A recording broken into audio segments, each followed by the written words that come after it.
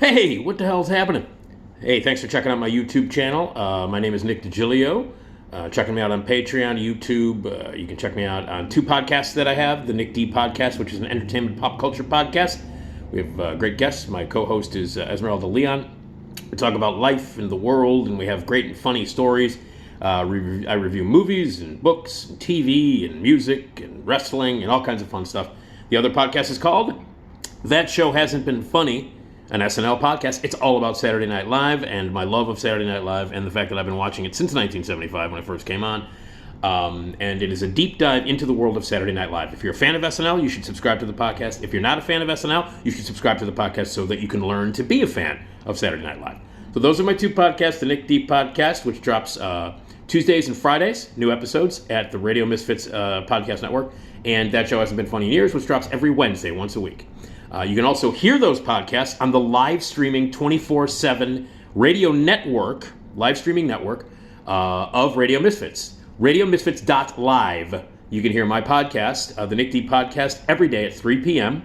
Central Time. And That Show Hasn't Been Funny in Years, my SNL podcast, every day at 9 a.m. That again, live streaming 24 hours. You hear all the podcasts from Radio Misfits, plus a lot of new music that you've never heard before. But those podcasts are played 24/7. It's a streaming service. It's a radio service. Turn it on, listen. 3 p.m. you can hear the Nick D Podcast. 9 a.m. you can hear the SNL podcast, and it's all for free, and it's all streaming. There you go. You can also download and subscribe and do all that shit that you normally do with podcasts, and they're available at all the platforms. So please check out the Nick D Podcast and my SNL podcast. Thank you. I also appear on the Steve Cochran Show, reviewing movies. I've been a movie critic for 38 years, almost 38. Yeah, I'm old. Let me just say that I'm fucking old. Yeah, it'll be 38 years in May. At the end of this month. Wow, I'm old. And as a film critic, I am a member of the Chicago Film Critics Association, which is an association that's been around since the late 80s. And I was there when it first started. I was there when there were 6 of us in a room going, what the fuck we doing? So, yeah, but it's carried on. It's changed over the years. I've been in and out of the association for all those years. And it's currently being run by some very smart people and people who are much younger than I am, and people who actually, want to do stuff. I don't anymore. I'm just like, all right, whatever, man. I had my time. You guys have fun. And so the guys who are running the Chicago Film Critics Association are doing a great job with it. And 10 years ago, they created a film festival called the Chicago Critics Film Festival. And it's in its 10th year, as I said. And I have been dropping these videos all week long. It started Friday night at the Music Box Theater, and the fest closes tomorrow night, Thursday night. So it's run a week. And is that right? Is that where we are now? No, yes. I swear to God, I don't even know what the hell day it is. So tonight will be day 6. I am reviewing day 5, and I have reviewed 4, 3, 2, 1. A bomb's not going to go off, but that's it. And so that's the deal. So now I am reviewing the movies of night 5/day 5 of the Chicago Critics Film Festival, which has been a fantastic festival. Even when the movies aren't good, it's fun. Even when they aren't great, I have a great time because my friends have put this festival together, and I'm just happy to watch the whole thing unfold so successfully and so beautifully at the best movie theater in the country, the Music Box, where the coolest people in the world work. So, it's been a good fest, not as good as last year, I have to say, in terms of the films that they are showing. Last year was better. I'm sorry. But again, it doesn't matter because the festival it deserves support, it deserves recognition, it deserves praise for what they do. I just did not like the movies this year so far as much as I did last year at this point. Because we are 5 days in. Tonight will be day 6, 5 days in. Last year at this time, a lot more of the movies that were shown were movies that I was deeply affected by or really liked. In fact, my favorite movie of the year I saw at the debuted at the Chicago Critics Film Festival last year, and that was To Leslie, with the great Oscar-nominated, incredible Andrea Riseborough. So yeah, this year it's not been as good, but I will say this. There were a couple of days where it was like we were a little bit half and half. Sometimes the movies weren't as great, but last night, 3 for 3. There were 3 movies shown. It was a Tuesday night, and it was a big night because one of them was a big Chicago premiere / critic screening for an A24 movie called Past Lives. So there were 700 people there, including the press, including critics. It was a combined thing for like the debut of the Midwest version of the movie. They had the writer-director there last night, and it was also a critic screening. So all the critics and all the press, all the people that you normally see at critic screenings and press screenings, they were all there. So it was a combination of people just coming to the festival, people who had festival passes, press who were covering it, and critics who were invited to the screening, which was a combination, blah, blah, blah. So all of that together with the director and writer being there and A24 representatives in town made it the most attended screening of the festival so far. There were like 700 people there for it last night. But they had 3 movies shown yesterday, and all 3 of them were good. So here it is. There, I've shown you this before. There's my little press pass for this thing. Look, hey, I get to wear this thing around my neck and look like a jagoff. But anyway, you can get it like I mean, you got to wear it. You would wear it so you can get in and all that stuff. But you look like a jagoff. I always think like when you have these things, when you have like badges or credentials and stuff, it makes you look like a jagoff. I don't know. Anyway, but you wear it, and it's cool, and then, like, there's a whole bunch of us going, hey, look, we're special, we got these things. Fuck off. But anyway, that's what you do, and I am a member of the press, I am a member of the Critics Association, and I have been doing this for a long time, so they gave me a press pass, which is nice. I'm just not, like, crazy about actually wearing it, so you put it around your neck, and then, you know, like at the Flashback convention that I host, we wear a thing around our neck, then it's fine, you know, it's cool, but then you look like a jagoff. But then, on top of that, at the Flashback convention, when you wear this, everybody's asking you questions like what time is this and where do you do this and where can I pick up this, and I don't have a lot of questions. I do it at the Flashback convention when I am not hosting Q&As, you know, with celebrities and stuff and introducing movies or introducing screenings or stuff like that. I do a lot of pointing. That's what I do when people ask me questions like what is it, I go, you see that guy over there with the shirt? Ask them. Or you see that woman there? She's really smart. She's much smarter than me. You're asking the wrong guy. I'm a guy who asks questions to celebrities, and I host a podcast. I'm just a dipshit. Just because I have this thing around my neck does not make me special. You know what I mean? I am much dumber than you are, in fact. So ask somebody who has one of these, but also is like much smarter than me. So that's the thing. So you wear these, you can get into stuff when you have these things on. But then people either ask you questions that you don't know the answer to, which in my case, I don't know the answer to much things because I'm a dipshit, or you look like a jagoff. Like, hey, look at, ooh. You know, it's like backstage. You go backstage at a concert. Ooh. You know, you remember that scene in that fucking stupid, I don't know which stupid Wayne's World movie it was, because they both suck. But one of them was like they're walking around going, hey, because they got the backstage pass, and they're walking around letting everybody see their backstage pass like it's so cool. I always feel like a jagoff when I wear these things. I have no idea why I went off on a tangent about the pass. By the way, I appreciate having this pass.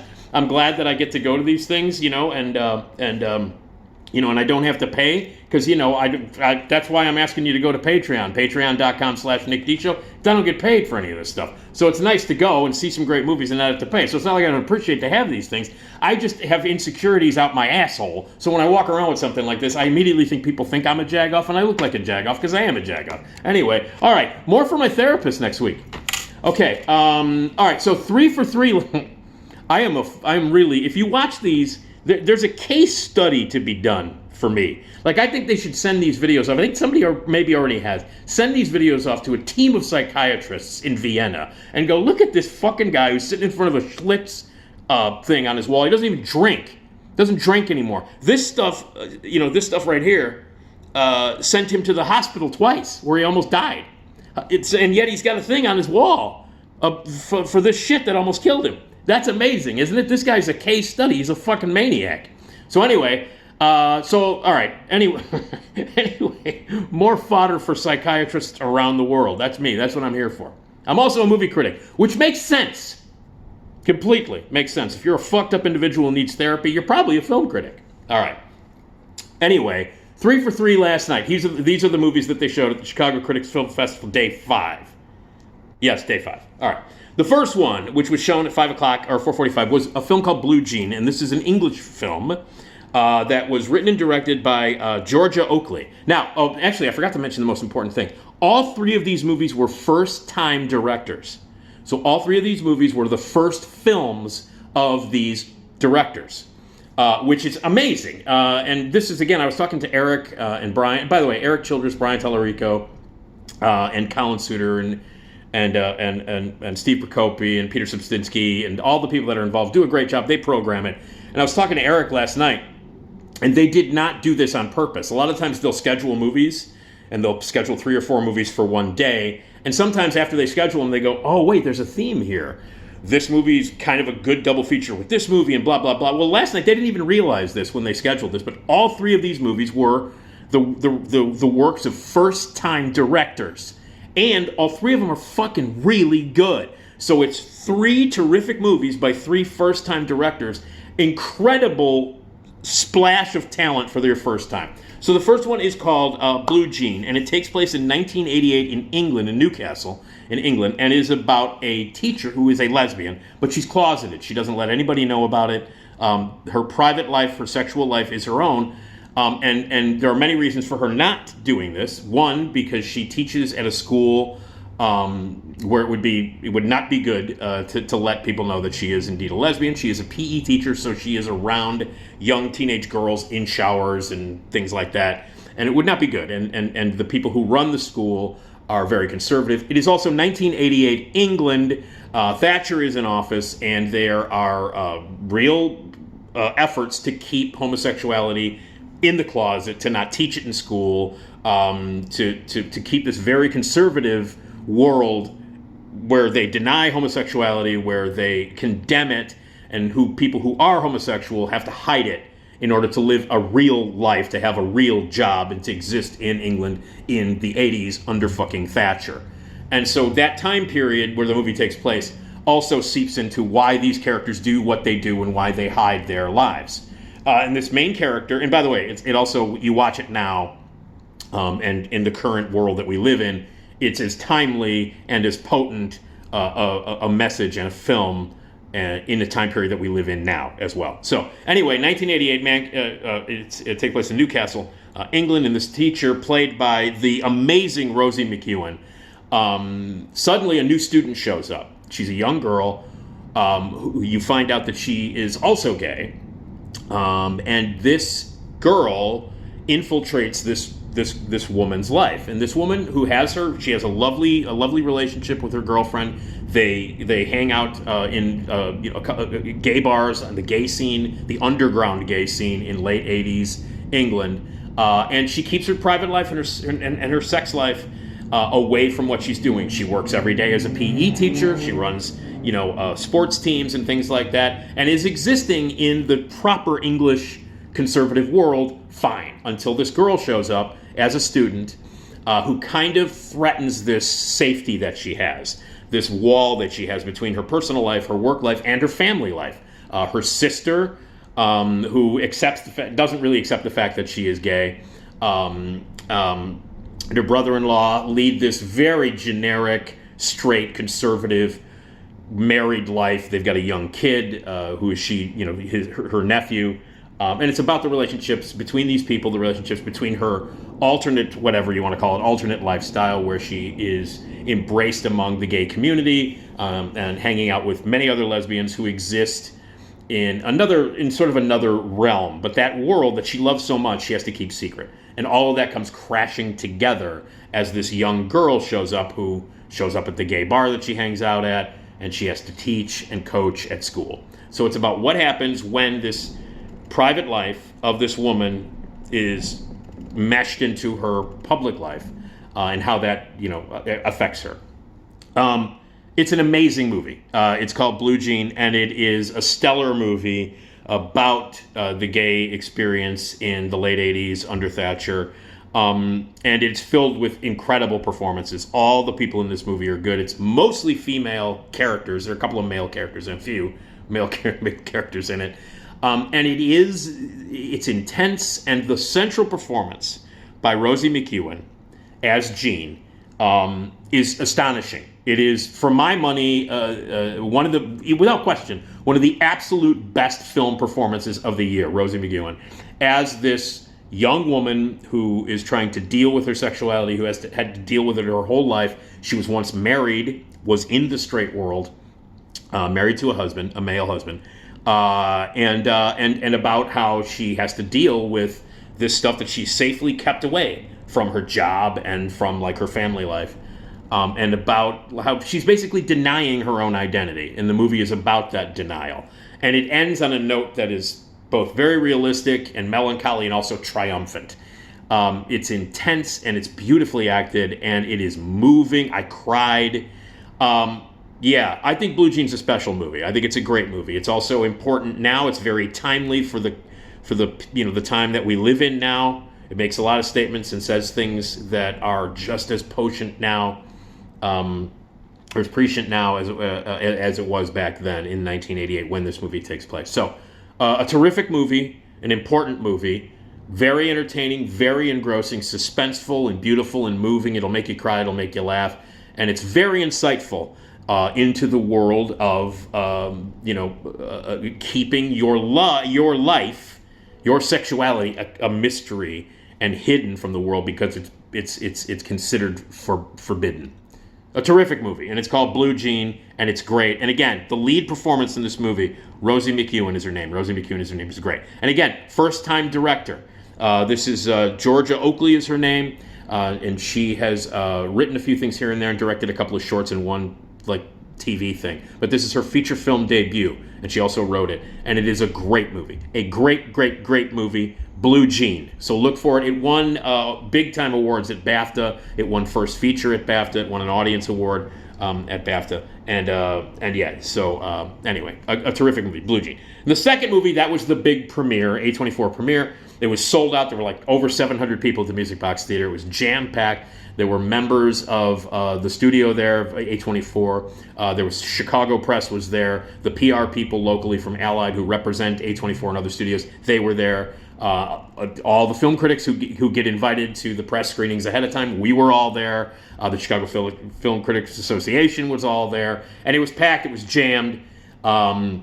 And it was for a film called Past Lives. And again, this is a first movie. This is written and directed by Celine Song. And Celine Song, by the way, was there last night to do a Q&A following the movie. She introduced the movie, and then afterwards, she and Steve Procopi, my compadre, he conducted the Q&A after the screening. And the movie it's a simple story. It's about young friends from childhood. These are friends who became very, very close friends when they were kids, young kids, in South Korea.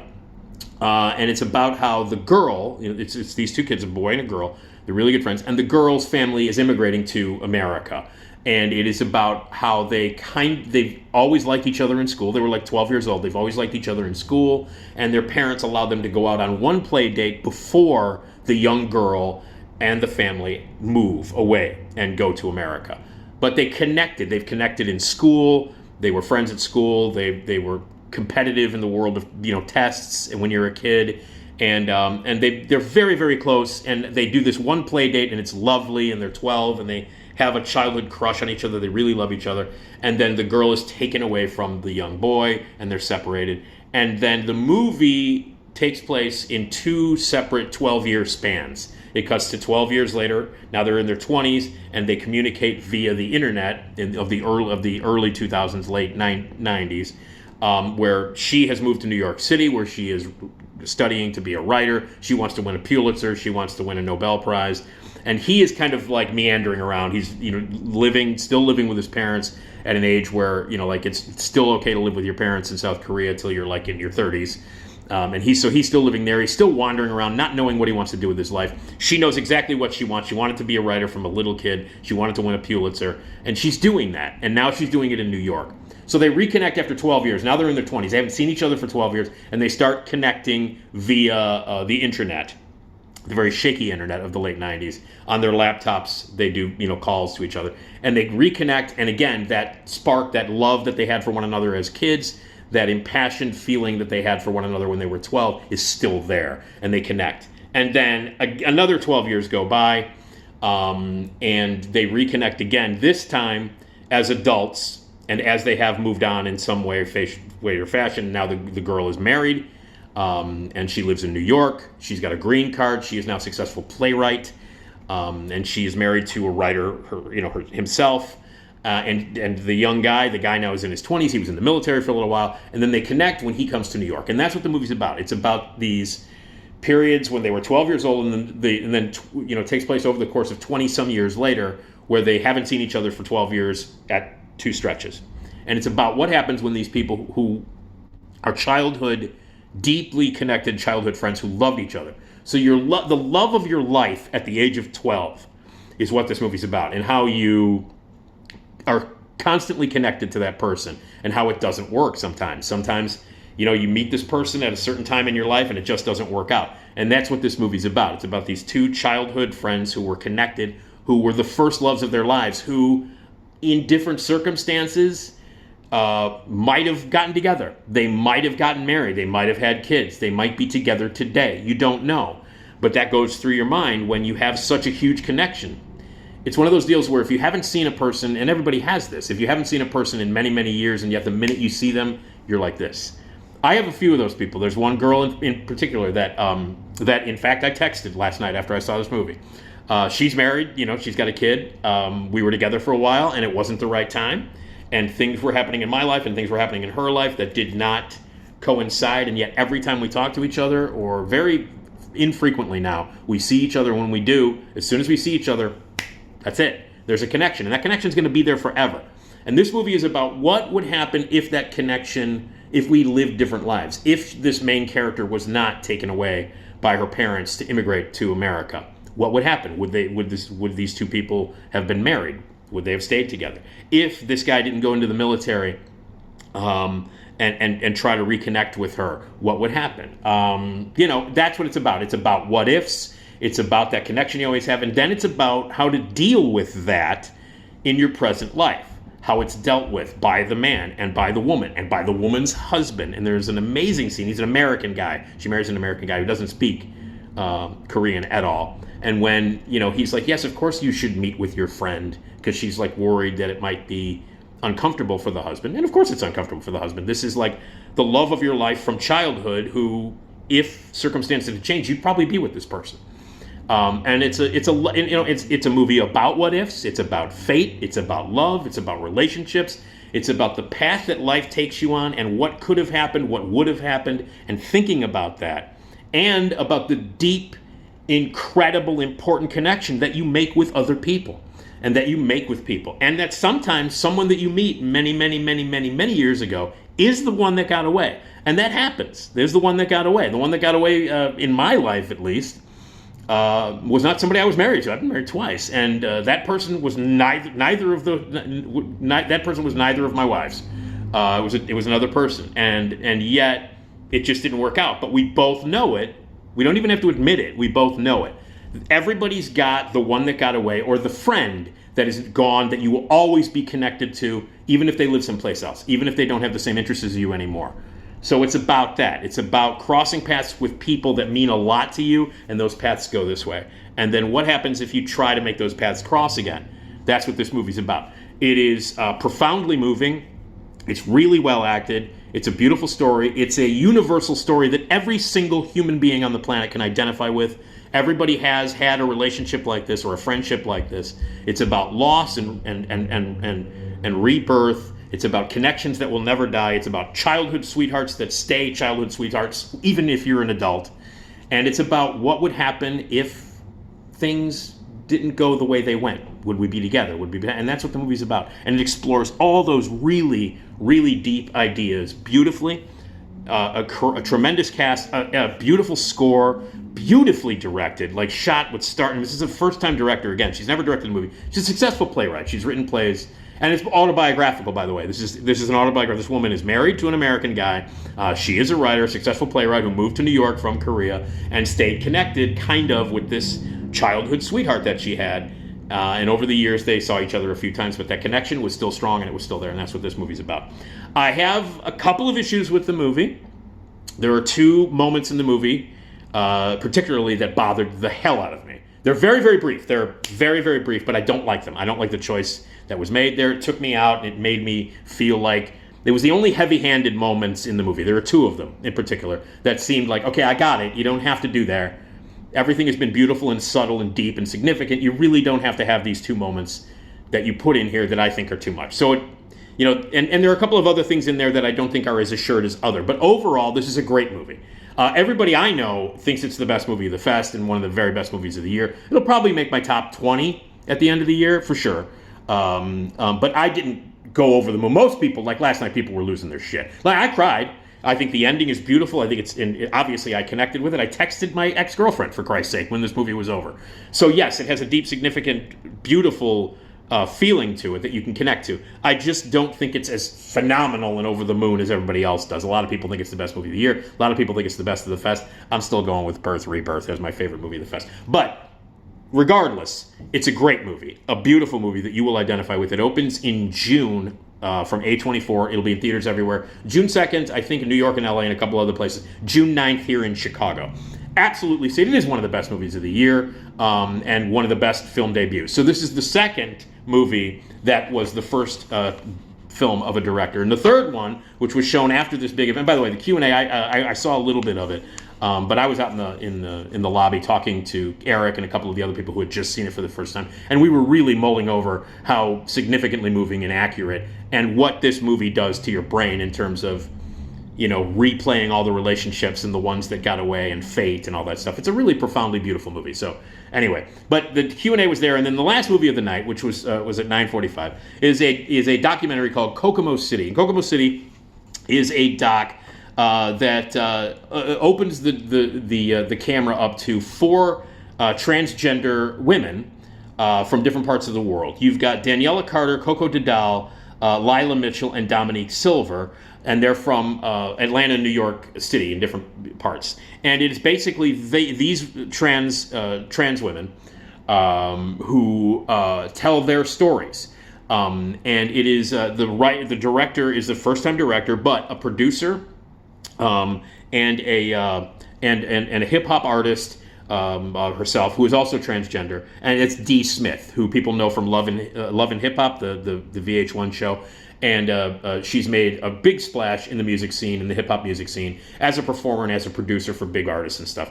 And she gets these 4 really amazingly vibrant and amazingly interesting and funny transgender women to tell their stories about working in the sex industry, about the horrible encounters that they've had, the danger of being a transgender woman in the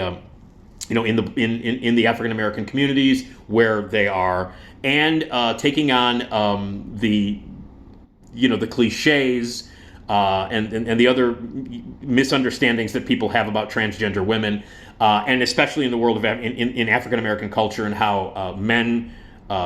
Secretly, a lot of the men in the African American community are very attracted to these trans women who have body parts that some men don't want to think about or talk about, and it's about the world that they live in, the things that they've gone through, and it is told from the point of view of these 4 amazing women, these real life women, and it's basically putting a camera on these women, these trans women, telling their stories, which are vulgar, which in some cases are really over the top. Some of them are scary. The opening scene of the movie is one of the transgender women telling a story about a guy who she is like pleasing orally at one point, who's got a gun, and she pulls the gun on him.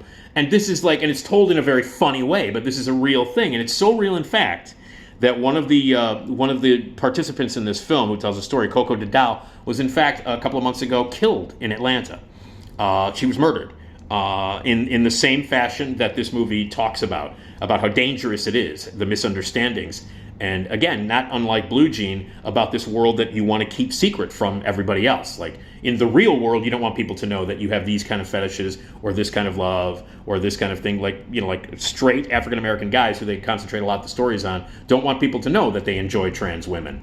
And as a result, they will kill if you tell anybody, or And there is a self-hatred among a lot of these straight guys who have these things, and those are a lot of things that happen is people kill them. And there's a blind hatred for trans in the world, as we know. There is a movement to keep trans completely in the closet, to have it not exist. Laws that are made to keep human beings down.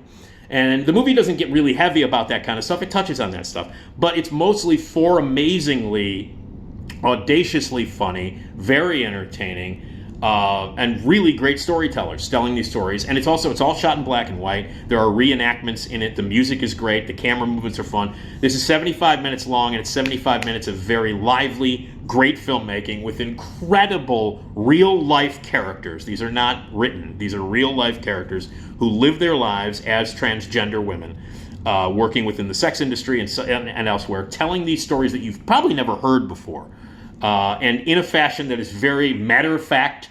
This is how we do it, and it's a beautiful portrait of these four transgender people, and beautifully photographed and lovingly told and embraced in a way that you would not see in regular, straightforward, standard cinema. This is an adventurous movie made by an adventurous person who is also trans. So it's a trans movie making a portrait of four incredible trans people telling their stories brutally honestly and in a lot of hilarious fashion. It's a wonderful movie. It is an absolutely wonderful movie. It's a terrific documentary and a great embracing portrait of these four trans women. I thought it was terrific, and I really liked it. And it won an audience award. It's really unfiltered in that way. Transgender sex workers telling their stories, but it won the Next Innovator Award at Sundance, and it also won the Audience Award at Sundance. And it is the directorial debut of D. Smith.